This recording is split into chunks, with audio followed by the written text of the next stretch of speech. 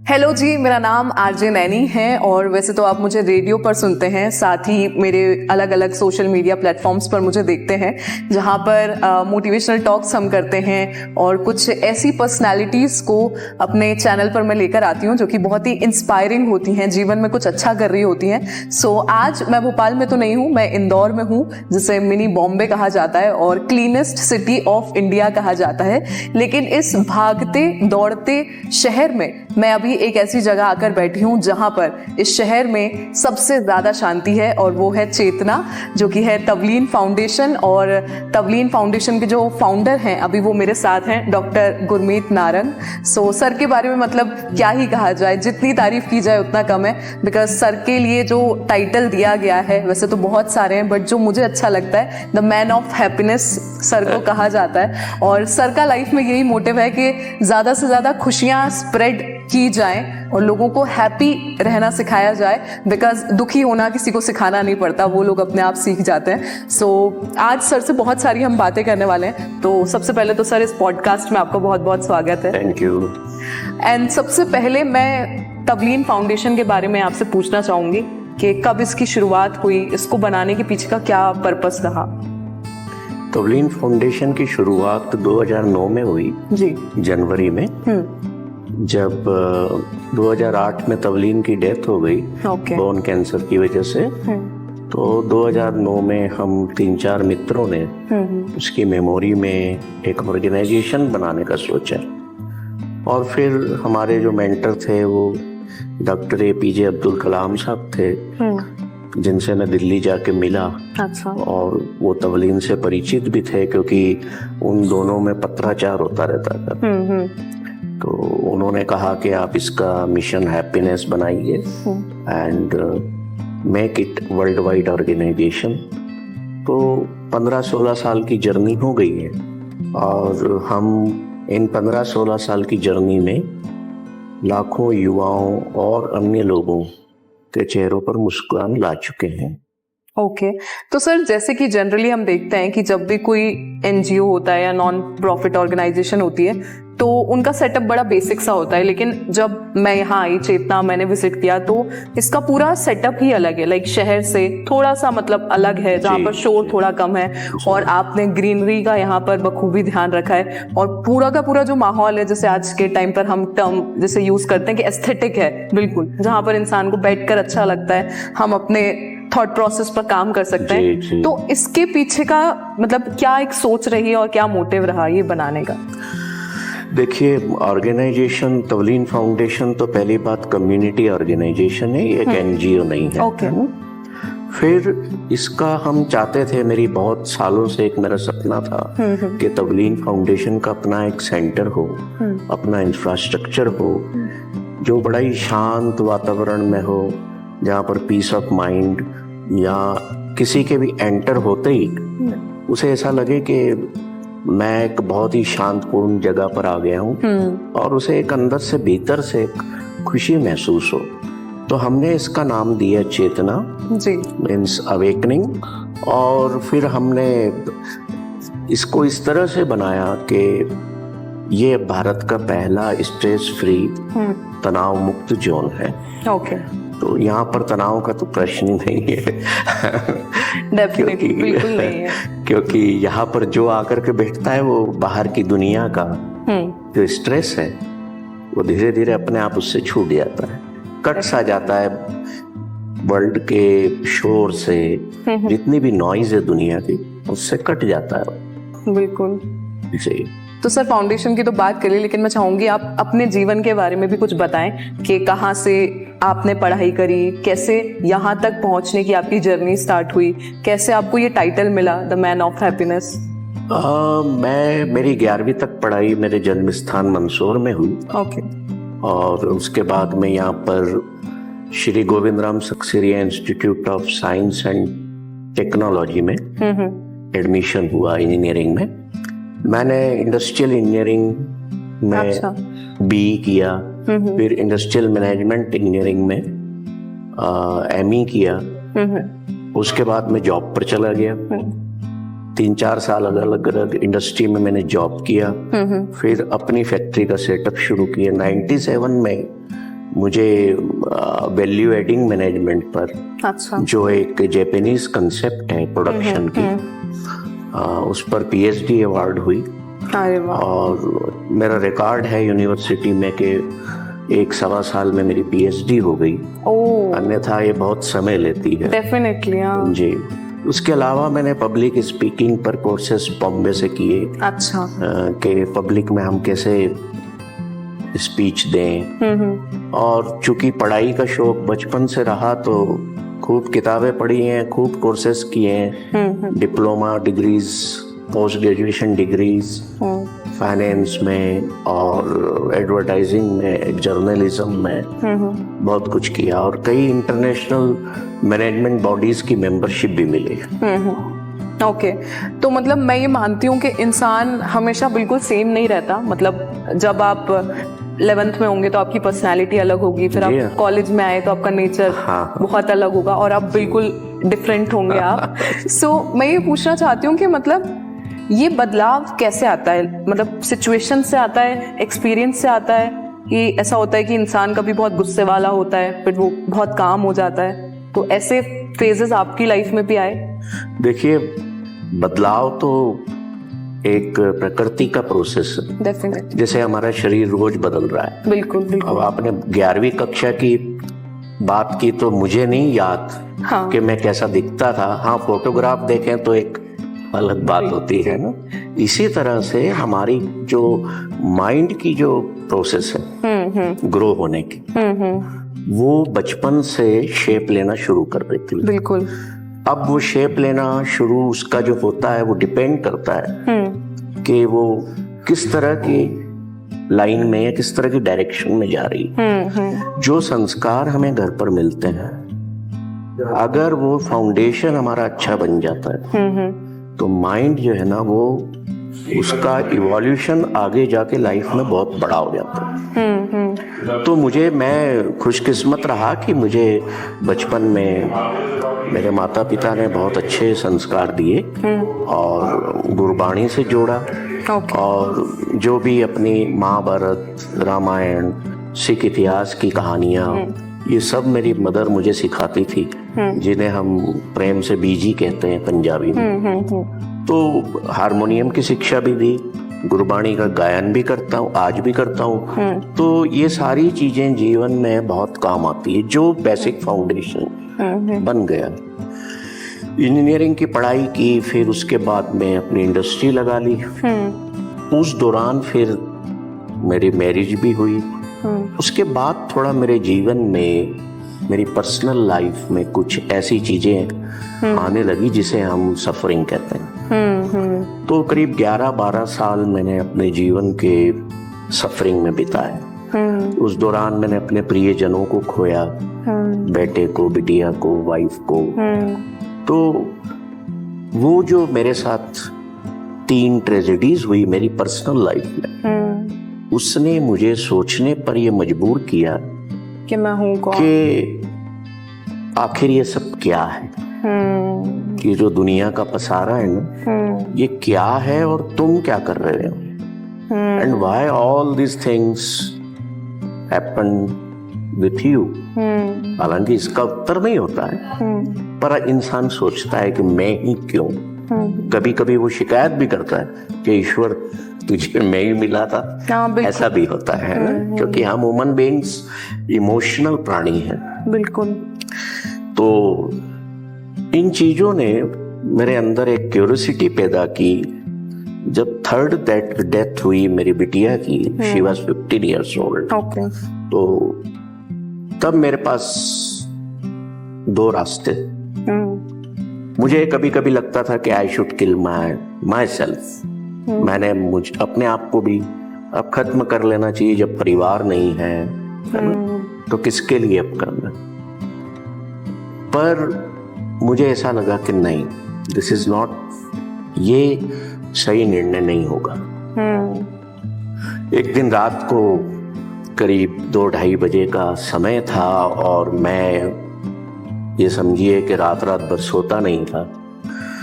ये नेचुरल है कि नींद आपको आएगी कैसे, है ना। तो चूंकि मैं बड़ा एक डीप फॉलोअर हूँ गुरु नानक का। उनकी एक तस्वीर मेरे बेडरूम में आज भी लगी हुई है, जब मैं उनसे बातें करता रहता। अच्छा। तो ही सेड, मुझे ऐसा लगा कि वो मुझे कह रहे हैं कि I have given U a new family in which you will not have this time biological family.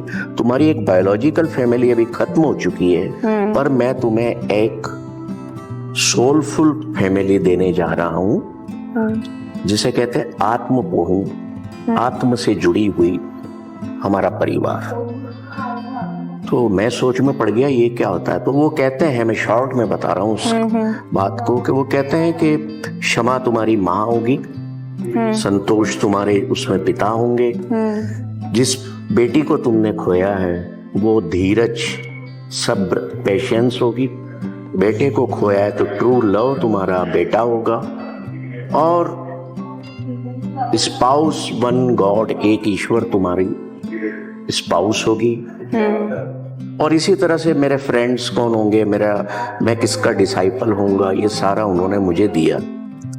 तो उससे मुझे हिम्मत मिली कि I must go in this depth, मुझे गहराई में उतरना है। ये जो सोलफुल फैमिली गुरु नानक ने मुझे दी है ये एक है। सही है। तो मैंने फिर जो हमारे गुरु हैं, गुरु ग्रंथ साहिब, उनकी स्टडी की, उस पर मैंने एक फिर कंपाइलेशन बुक भी लिखा, द वर्ड्स ऑफ माय गुरु। उन्हें मैंने जीवन का उद्देश्य वहां से पा लिया, और मैं जो डॉक्टर कलाम साहब ने मुझे मिशन दिया उस पर चलने लगा। तो इस तरह से मेरे जीवन की खुशियों की यात्रा, the journey of happiness started, वापस से स्टार्ट हुई। ओके, बट मतलब ये सुन के, क्योंकि मतलब जिस तरह से हम इस दुनिया में आए हैं, उसके बाद हम सबके लिए मतलब सबसे इम्पोर्टेंट चीज होती है परिवार। जी हाँ। और मतलब मुझे सुन के ही इतना इमोशनल फील हो रहा है, और आपने वो सब फील किया, फेस किया खुद से। तो शायद वो सही कहते हैं कि ऐसी परिस्थितियां या तो आपको एक अच्छा इंसान बना देती हैं, या फिर वो जो आपने कहा कि जो खत्म करने वाला ख्याल आता है, तो ऐसे में बहुत लोग हार भी मान लेते हैं। बिल्कुल, जिनको स्ट्रेंथ नहीं मिल पाती वो लोग हार मान लेते हैं। बट लिटरली आई गेस इसी के कारण आप बाकी लोगों को खुशियां दे पा रहे हैं, सिखा पा रहे हैं कि कितना इम्पोर्टेंट है खुश रहना। सो मतलब आज की अगर मैं बात करूं तो देखा जाए तो लोगों के पास घर भी होता है, एक बेसिक गाड़ी भी होती है, परिवार भी होता है, बट फिर भी वो खुश नहीं होते हैं। मतलब जो हम देख पाते हैं, उनके पास और कुछ अलग परेशानियां होती हैं। तो आपको क्या लगता है कि मतलब आजकल लोग खुश क्यों नहीं हैं? इसके बहुत सारे कारण है, पर जो बेसिक रीजन मैंने फाइंड आउट किया, मैंने पाया, वो ये है कि हम जीवन के बारे में कुछ भी नहीं जानते।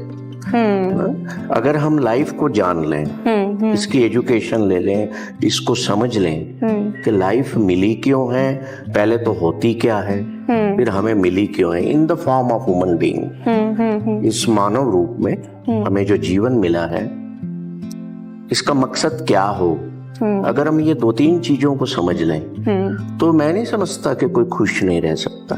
क्योंकि देखिए, अगर आपकी खुशी जरूरतों पर निर्भर है, वस्तुओं पर निर्भर है ना, या दूसरों से अपेक्षाएं पूरी होने पर निर्भर है, तो फिर आपकी खुशी आप जीवन भर पा ही नहीं सकते।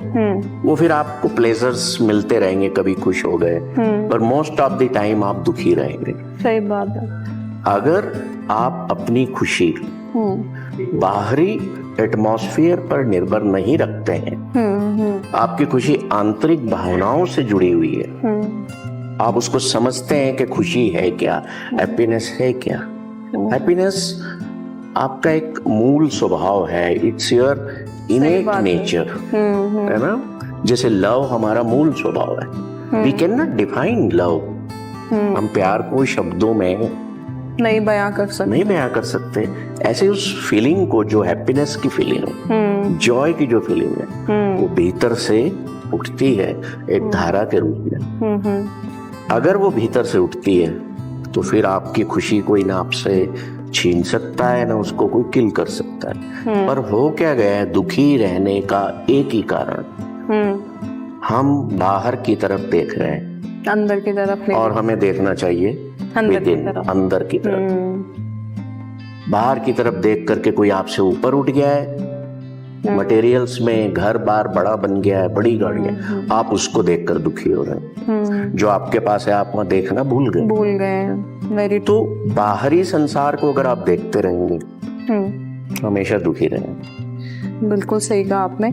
और जब हम ये बातें किसी से करते हैं तो फिर उनका सबसे पहला सवाल यही आता है कि 24 घंटे में से आधे टाइम जो है वो काम में निकल जाता है, फिर किसी और काम में निकल जाता है। तो कैसे खुद के अंदर देखें और कैसे खुद के लिए टाइम निकालें, मतलब इस प्रोसेस की शुरुआत कहाँ से होती है?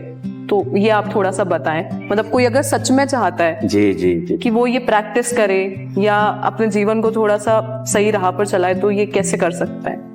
देखिए, इसमें ऐसा है कि ये तो कहना बेमानी है बिल्कुल कि मेरे को समय नहीं मिलता। हाँ, बिल्कुल सही एक बात बताइए, पहले मोबाइल नहीं था, हाँ, तब भी लोग कहते थे हम बहुत व्यस्त हैं काम में।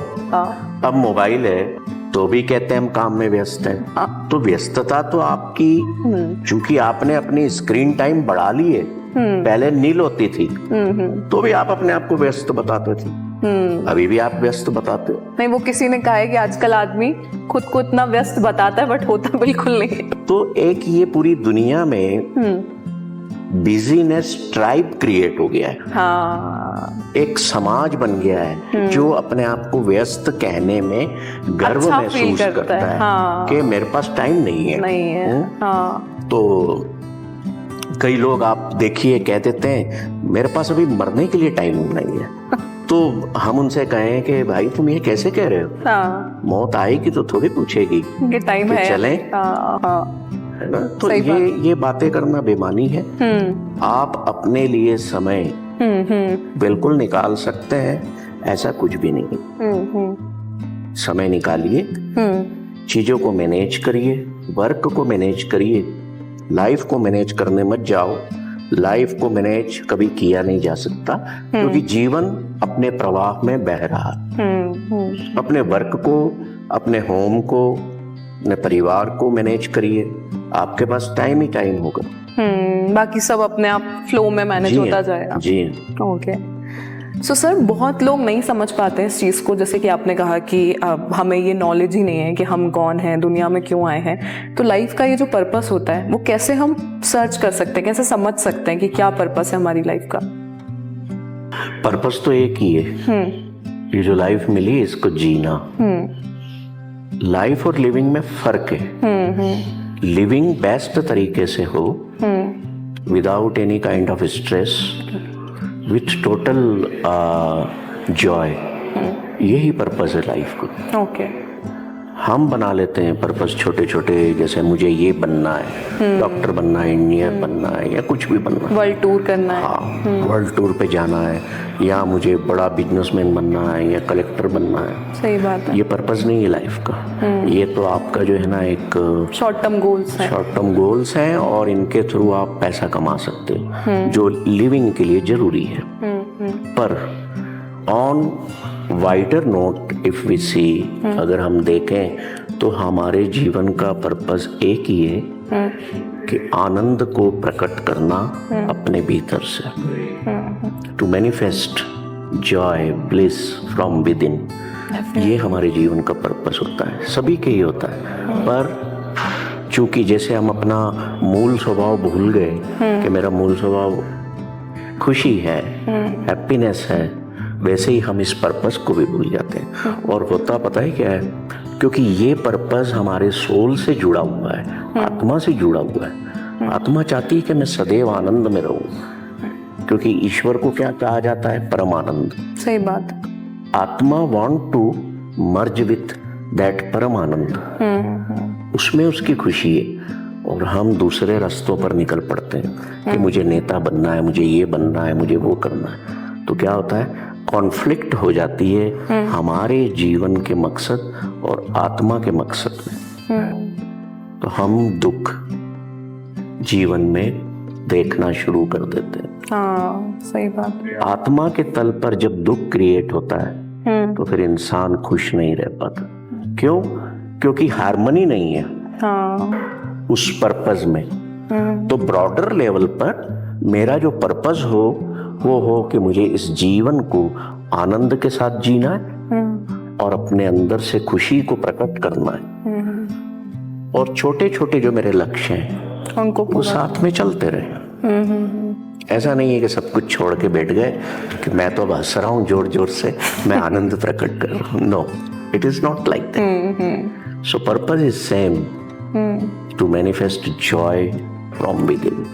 ओके, तो बिकॉज आप मतलब भगवान में तो इतना ज्यादा मानते ही हैं आप, काफी कुछ पढ़ते भी हैं, तो क्या आप कर्मास में भी बिलीव करते हैं कि आप जैसा करते हो वो लौट के आप तक ही आता है, या इस लाइफ में जो आपके साथ सफरिंग है वो आपके कर्मों का कुछ तो कारण रहे होंगे।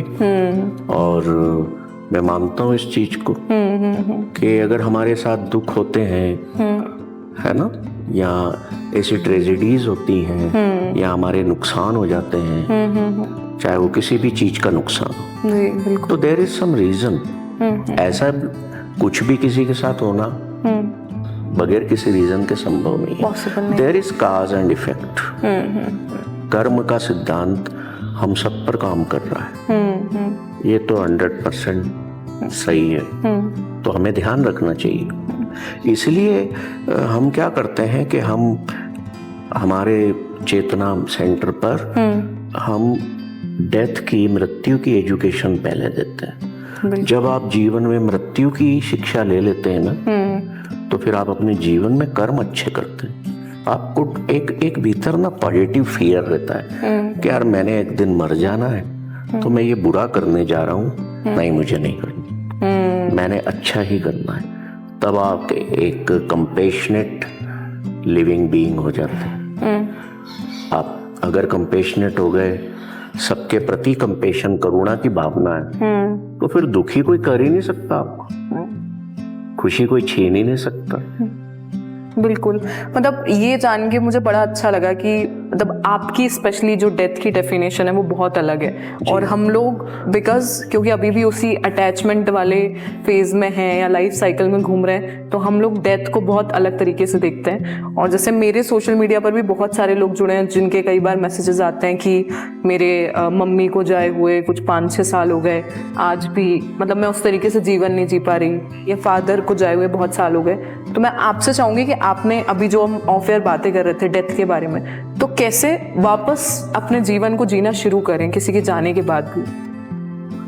इसको इस तरह से देखिए कि मान लीजिए आप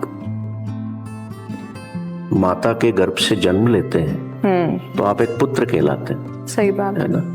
तो वो जो संबंध है, वो जब माँ के आप गर्भ में थे, वूम में थे, तब तो कनेक्टेड था, है ना, एक कॉर्ड से जुड़े हुए थे। बिल्कुल, बिल्कुल। अब जब दुनिया में आप बाहर आए गर्भ से, तो उसको डिस्कनेक्ट कर दिया गया, तो अलगाव माँ के साथ उसी वक्त हो गया।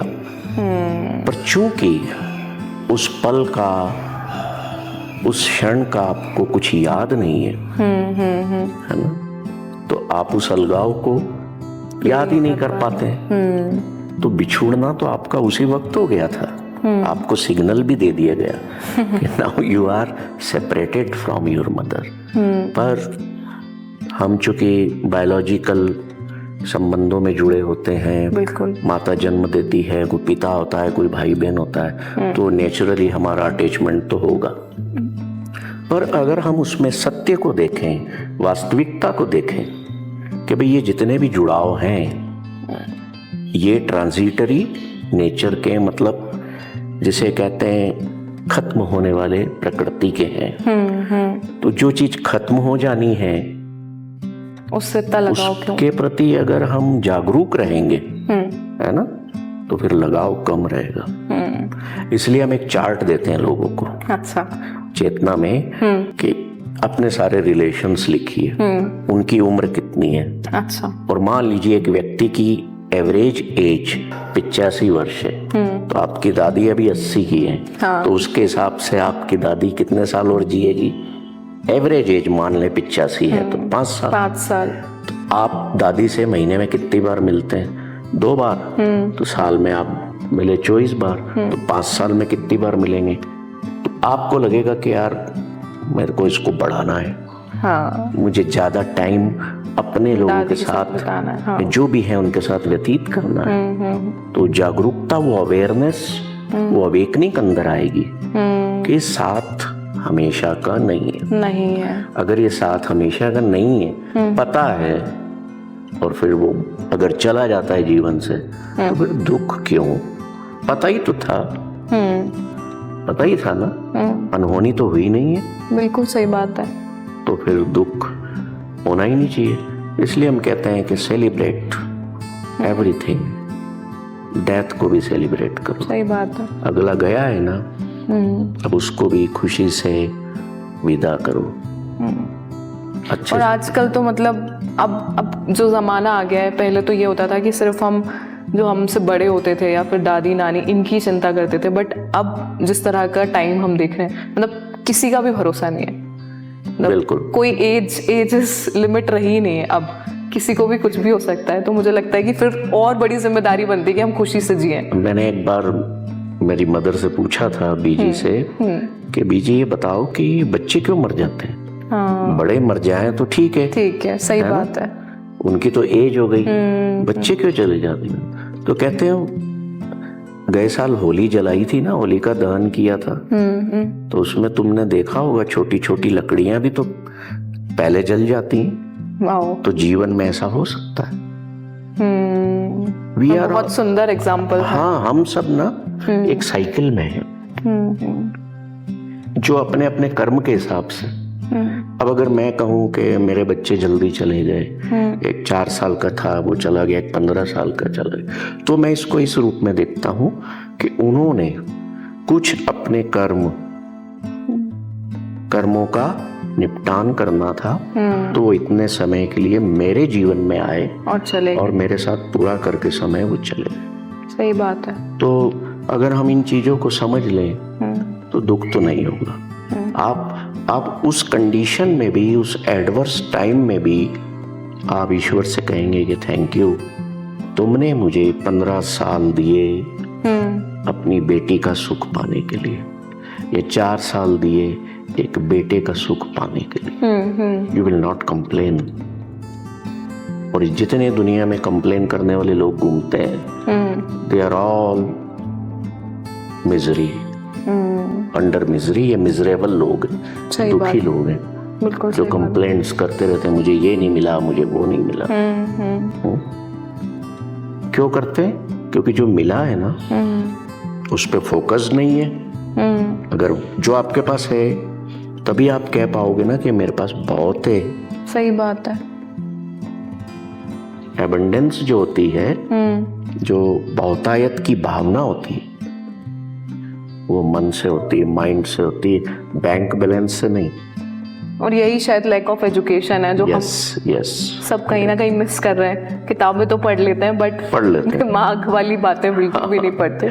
सो अभी तो हम ऐसे डेथ और लाइफ की बात कर रहे थे, तो ये तो मतलब बहुत बड़ी बातें हो गई अगर ऐसे देखा जाए, जीवन में करने वाली, जो जनरली लोग करते ही नहीं कर पाते। अगर घर में करे भी तो अरे शाम के वक्त मरने की बातें मत करो, सुबह के वक्त भी मत करो, कभी भी मरने की बातें मत करो, जबकि एट द एंड वही सच है।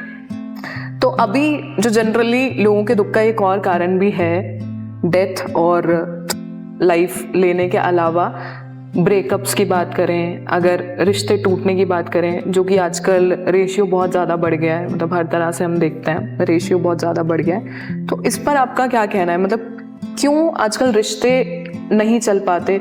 और पहले के कंपैरिजन में अगर यंगस्टर्स को बताया जाए तो वो ये कहते हैं कि पहले लोग बहुत सहन कर लेते थे, मतलब जो नहीं भी करना होता था वो भी कर लेते थे। तो वो ये समझते हैं कि अब ये अच्छी बात तो नहीं है ना कि आपको एक ही जीवन मिला है और आप अननेसेसरी सहन कर रहे हैं। जी। आप अगर इन लॉस का सहन कर रहे हैं तो पति कुछ बोल रहा है तो, या वाइफ भी कुछ बोल रही है तो इस पर आपका क्या व्यू है? बेसिक रीजन तो जैसे मैंने पहले बताया ना, कि lack of education of life. जीवन को अगर हमने जाना ही नहीं है तो फिर ये तो बात सीधी है कि जो संबंध हमने बनाए उनको भी नहीं समझा। मैं किसी से शादी करने जा रहा हूँ तो मैंने या तो शक्ल देख ली, या पढ़ाई देख ली, या अगले का पैसा देख लिया। अगर यही चीजें देख रहे हो तो फिर ये सब तो होगा ना। फिर आप उम्मीदें पाल के बैठे हो दुनिया भर की एक दूसरे से, जो संभव ही नहीं है। सही बात है। रिश्ते अगर जरूरतों पर और अपेक्षाओं की पूर्ति पर निर्भर करेंगे तो वहां सुख नहीं होगा, वहां दुख ही आएगा। क्योंकि वर्ल्डली मटेरियल्स कभी आपको हैप्पीनेस दे ही नहीं सकते। प्लेजर्स देंगे, कंफर्ट देंगे, पर वो टिकती नहीं है ना। तो संबंधों में समझ किसकी हो, वो जीवन की हो ना।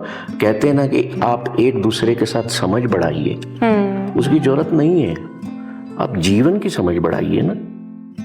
बट मुझे लगता है कि इसको तो हम अगर देखा जाए तो जो हमारा सबसे पहला रिश्ता होता है अपने माँ बाप के साथ, उससे भी सीख सकते हैं। मतलब माँ बाप, बहुत कम माँ बाप होते हैं जो बच्चों की सारी जरूरतें पूरी कर देते हैं। हाँ जी, हाँ जी। तो फिर भी हम उनके साथ रिश्ते को बिता रहे होते हैं और बहुत अटैचमेंट भी होता है और कभी छोड़ने की बात भी नहीं करते। बट पार्टनर्स के साथ आती ये एक्सपेक्टेशंस बहुत हाई हो जाती है। कारण इसके क्या है ना, देखिए समय भी एक तो बड़ा तेजी से तरक्की कर रहा है। हमारी एक्सपेक्टेशंस मटेरियल वर्ल्ड में बहुत ज्यादा बढ़ गई हैं। फिर हम जो चाहते हैं हमारी, है ना, वो नीड्स से बहुत परे हो गई हैं कि हम सिर्फ चाहते ही चाहते लेके बैठे। नीड्स हमारी पूरी हो रही हैं उस लेवल पर। बेसिक पत्नी पति से और कुछ चाहती है, पत्नी पति से और कुछ चाहता है, बच्चे माँ बाप से कुछ चाहते हैं, कुछ और चाहते हैं। अब अगर मैं फिर वापस मेरे विजडम की ओर लौटूं तो मैं ये कहूँगा कि एक पत्नी को पति नहीं चाहिए जीवन में, एक पति को पत्नी नहीं चाहिए, बेटे को बाप नहीं चाहिए, बाप को बेटा नहीं चाहिए। उन्हें केवल एक दूसरे से सुख चाहिए कि ये हमारी बात पूरी हो जाए। जहाँ पर पत्नी को पति से सुख न मिला वहां पर रिश्ता तोड़ने पर उतारू हो जाता। तो सर, इतनी सारी बातें आज हमने करी रिश्तों की, जीवन मृत्यु की, तो कुछ ऐसा जो आप यहाँ पर कहना चाहें ऑडियंस को, या अपनी तरफ से कोई जीवन को अच्छे तरीके से जीने की टिप्स देना चाहें? देखिए, दुनिया में ना तो कोई दो लोग ऐसे हैं जिनके विचार एक जैसे होंगे, बिल्कुल, है ना। तो हमें जीना है अच्छे से। अगर हमारा ये टारगेट है कि मुझे अपनी लाइफ को, लिविंग प्रोसेस को आनंद के साथ जीना है, तो मुझे दुनिया में प्रैक्टिकली अगर हम बात करें तो ज्यादातर चीजों को लेट गो करना आना चाहिए। ओवरलुक करें हम उनको, ध्यान न दें, क्योंकि जितना आप इन चीजों में डेप्थ में जाएंगे उतना आप उलझते जाएंगे, दुख पाएंगे। और बजाय इनकी डेप्थ में जाने के आप अपने स्वयं के भीतर की गहराई में उतरे। तो कोई फिर व्यक्ति आप पर गुस्सा भी कर रहा है ना, तो आपको गुस्सा नहीं आएगा, आप मुस्कुराएंगे, क्योंकि आप समझने लगेंगे कि ये अगला व्यक्ति किसी पीड़ा में है, किसी दर्द में है। वहां करुणा पैदा होगी। करुणा पैदा होगी तो आप अपनी जो रिलेशन में आप पर व्यक्ति गुस्सा कर रहा है, आप उस पर गुस्सा करने की बजाय, आप उसको दोष देने की बजाय, यू विल गो और आप उसको प्यार से हक कर लेंगे कि अपन इसको समझ लेते हैं, देख लेते हैं, है ना। तो इन तरीकों से, तरीके हैं हर चीज के। सही बात है। हम पूरी बात नहीं सुनते किसी की, है ना। कुछ दो लाइन किसी ने बोली, अभी उसने पूरी कंप्लीट नहीं की है, तो हम वो बीच में बोलना शुरू कर दें। तो पहले हैव डीप लिसनिंग, पूरी बात तो सुनो। सही बात है। दो कान इसीलिए दिए पर हो क्या रहा है कि मुंह तो एक है और बोल हम ज्यादा रहे, सुन कम रहे, तो प्रॉब्लम्स तो फिर क्रिएट आप करोगे, है ना। तो जो ईश्वर ने दिया है ना, उसको वैसे सोचो तो सही कि क्यों दिया है। हाँ, दो कान क्यों दिए, इसलिए दिए हैं क्या? किसी लॉजिक ही नहीं पता किसी को। शांति से सुन लो, सुनो पूरी बात। सही है। फिर सोचो ना, थोड़ा सा पाज ले लो। फिर ये कहो कि इनकी बात का जवाब ना कल दूंगा। कल आते आते तक आपको लगेगा अब तो जवाब देने की भी जरूरत नहीं। तो इस तरह से हम नकारात्मकता को और बड़ा बनाने फैलाने से बच सकते हैं। खास करके अपने होमली संबंधों में, घरेलू संबंधों में और अपने ऑर्गेनाइजेशन के संबंधों में। ऑर्गेनाइजेशन में आपका बॉस होगा तो वो तो आपको 24 घंटे डांटेगा ही, क्योंकि उसके भी टारगेट्स हैं, उसको भी रिजल्ट्स देना है। सही बात। तो हमें सब जगह हार्मनी क्रिएट करके एक ऐसी अपनी दुनिया का निर्माण करना है जहां पर खुशी और आनंद को प्रकट करना ही मेरा उद्देश्य हो, बस। इसके अलावा कुछ नहीं। अगर ये माइंड में बना रहा तो गुस्सा करने वाले को आप जवाब नहीं देंगे, कोई अब्यूज कर गया आप उसको जवाब नहीं देंगे। आपको याद आएगा कि इसको जवाब देने से मेरा एक कर्म और नया बन जाएगा जिसे मुझे फिर उतारना पड़ेगा। सही बात है, बिल्कुल। तो इस तरह से आप अपने जीवन का ग्रेजुअल धीरे धीरे आंतरिक यात्रा को शुरू करके उसको बाहरी प्रकट होने देंगे, हमेशा मजे में रहेंगे। फिर आपका एक स्लोगन हो जाएगा, मौज में रहो, दैट्स ऑल। बिल्कुल सही बात है। Thank you so much sir, मतलब बहुत बहुत अच्छा लगा आपसे बात करके। और बहुत सारी ऐसी बातें हैं जो बड़ी लॉजिकल हैं, जिनके बारे में शायद हम कभी सोचते ही नहीं है डेली लाइफ में। तो उम्मीद है कि ये वीडियो देखने के बाद, ये इंटरव्यू देखने के बाद बहुत सारे लोग उन बातों को अपने जीवन में उतारेंगे और अच्छा जीवन जिएंगे। तो thank you so much. Thank you.